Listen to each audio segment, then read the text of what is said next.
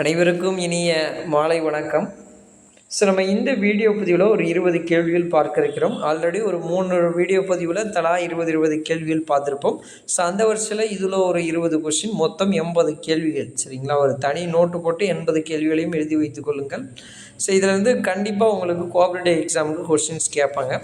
So முதல் question பாருங்கள், கூட்டுறவின் தந்தை என்று அழைக்கப்படுபவர் யார் அப்படின்னு சொல்லி கேட்குறாங்க. So Robert oven. எந்த ஆண்டில் டவுன்சன் குழு நியமிக்கப்பட்டது அப்படின்னு சொன்னால் 1927 வந்து இந்த டவுன்சன் குழு என்பது சென்னை மாகாண அரசாங்கத்தால் நியமனம் செய்யப்பட்டிருக்கும். சரிங்களா? இந்த குழுவுடைய பரிந்துரை அடிப்படையில் தான் 1932 வந்து சென்னை மாகாண கூட்டுறவு சங்கங்களின் சட்டம் இயற்றப்பட்டிருக்கும். அதற்கு முன்னால் பார்த்துக்கிட்டிங்கன்னா 1925 வந்து மும்பை மாகாணத்திலையும் முதல் கூட்டுறவு சட்டம் இந்தியாவிலே ஃபஸ்ட்டு அந்த மாகாண கூட்டுறவு சட்டம் என்பது வந்து மும்பையில் தான் இயற்றப்பட்டிருக்கும். சரிங்களா? அதை தொடர்ந்து இரண்டாவதாக சென்னை மாகாணத்தில் இயற்றப்பட்டிருக்கும். ரைஃபீசனை கண்டுபிடியுங்கள் என்று சொன்னவர் யார் அப்படின்னு சொன்னால் ஃப்ரெடரிக் நிக்கல்சன். நபார்டு என்பதன் விரிவாக்கம் பார்த்துக்கிட்டிங்கன்னா தேசிய வேளாண்மை மற்றும் ஊரக வளர்ச்சி வங்கி, national bank of agriculture and rural development. கூட்டுறவு பண்டகச்சாலையின் பிறப்பிடம் எது அப்படின்னு சொன்னால் பிரிட்டன். கடன் கூட்டுறவு சங்கம் அப்படின்னா ஜெர்மனி. பால் கூட்டுறவு சங்கம் அப்படின்னா டென்மார்க். சரிங்களா? அமுல் என்பது கூட்டுறவின் எந்த வணிக பெயரை சார்ந்தது அப்படின்னு சொன்னால் பால். கூட்டுறவின் முதலாளி என்பவர் யாருன்னா உறுப்பினர். வெண்மை புரட்சியின் தந்தை என்று அழைக்கப்படுபவர் வர்கீஸ் குரியன். விஞ்ஞானபூர்வ மேலாண்மை கோட்பாட்டின் தந்தை என்பவர் யார் அப்படின்னு சொன்னால் F.W. டெய்லர். NTTP என்பது எதனுடன் தொடர்புடையது அப்படின்னு சொன்னால் பால். நேஷனல் டெய்ரி டெவலப்மெண்ட் போர்டு 1965 தொடங்கியிருப்பாங்க. ஸோ இது வந்து பாலோடு தொடர்புடையது.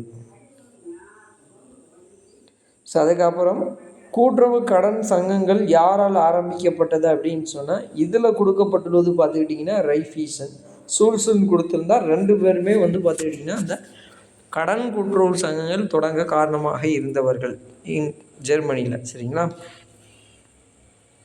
ஸோ KF என்பது நுகர்வோர் கூட்டுறவுகளில் பிரசித்தி பெற்றது அப்படின்னு சொன்னால் எங்கே அப்படின்னு சொன்னால் ஸ்வீடனில் தான் இந்த அமைப்பு 1899 தொடங்கப்பட்டிருக்கும். கூட்டுறவு மாத இதழ் யாரால் வெளியிடப்படுகிறதுனா NCUI அப்படின்னா வேற ஒன்றும் இல்லை, தேசிய கூட்டுறவு ஒன்றியம். இந்திய ரிசர்வ் வங்கி தொடங்கப்பட்ட ஆண்டு அப்படின்னு சொன்னால் 1935. சட்டம் இயற்றப்பட்டது 1934. சரிங்களா? அதன் அடிப்படையில் 1935 ஒரு தனியார் வங்கியாக அந்த வங்கி தொடங்கப்பட்டிருக்கும். பன்னாட்டு கூட்டுறவு தினம் கொண்டாடப்படும் நாள் அப்படின்னு சொன்னால் ஜூலை முதல் சனிக்கிழமை. ஜூலை மாதத்தில் ஃபஸ்ட்டு சனிக்கிழமை வந்து நம்மளுக்கு பன்னாட்டு கூட்டுறவு தினமாக நம்ம கொண்டாடுறோம் ஆண்டுதோறும். டேஸ் மாநிலத்தில் முதல் கூட்டுறவு சங்கம் ஆரம்பிக்கப்பட்டதுன்னா தமிழ்நாடு. ஸோ 1904 திருவூரில் முதல் கூட்டுறவு சங்கம் என்பது தொடங்கப்பட்டிருக்கும். ஸோ இதனுடைய முதல் தலைவராக ஆதிநாராயணன் என்பவர் வந்து தேர்ந்தெடுக்கப்பட்டிருப்பார். ஸோ இந்த கூட்டுறவு அமைப்பை பதிவு செய்தது வந்து ராஜகோபாலாச்சாரி. இவரும் தமிழ்நாட்டில் வந்து 1937 முதலமைச்சராக இருந்திருப்பார். சரிங்களா? ஸோ இந்திய விவசாயிகள் கடனில் பிறந்து கடனில் வாழ்ந்து மற்றும் கடனிலே இறக்கிறார்கள் என்று எந்த குழு தன்னுடைய அறிக்கையில் தெரிவித்தது அப்படின்னு சொன்னால் ராயல் குழு.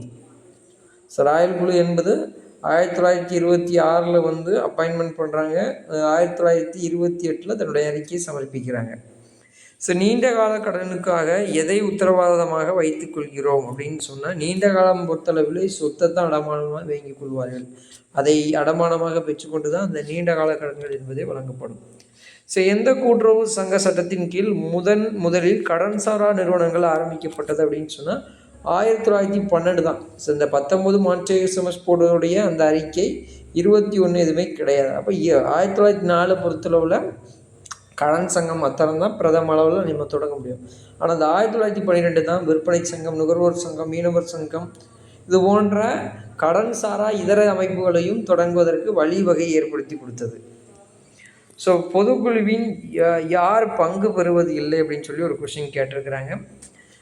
பெரும்பாலும் பார்த்துக்கிட்டிங்கன்னா உறுப்பினர்கள் தான் அந்த பொதுக்குழுவில் பங்கேற்றுக் கொள்வார்கள். அந்த உறுப்பினர்கள் இங்கே பெண் புதியன்னு சொல்கிறாங்க, இது எல்லாம் 3மே ஒன்று தான். சரிங்களா? உறுப்பினர் காமனாக இவங்க பொதுக்குழுவில் பங்கேற்றுக் கொள்வாங்க. இணை உறுப்பினர்கள் வந்து பொதுக்குழுவில் பங்கேற்று கொள்ள மாட்டார்கள். சரிங்களா? இவங்க வந்து அந்த சங்கத்துடைய வியாபாரத்திற்காக 2வது கட்ட உறுப்பினராக சேர்த்து கொள்ளப்பட்டவர்கள் தான். இவங்க வந்து இந்த பொதுக்குழுவில் பங்கேற்று கொள்ள மாட்டாங்க. இந்த இணை உறுப்பினரை குறிப்பிடக்கூடிய சட்டப்பிரிவு எது அப்படின்னு சொன்னால் 22. இந்த பிடிஎஃப் லிங்க்கு கீழே டிஸ்கிரிப்ஷனில் இருக்குது, மறக்காமல் டவுன்லோட் பண்ணிக்கிறேங்க. சரிங்களா? அதே லிங்க் வந்து உங்களுக்கு நம்மளுடைய வாட்ஸ்அப் சேனல்லையும் நம்ம ஷேர் பண்ணியிருக்கிறோம்.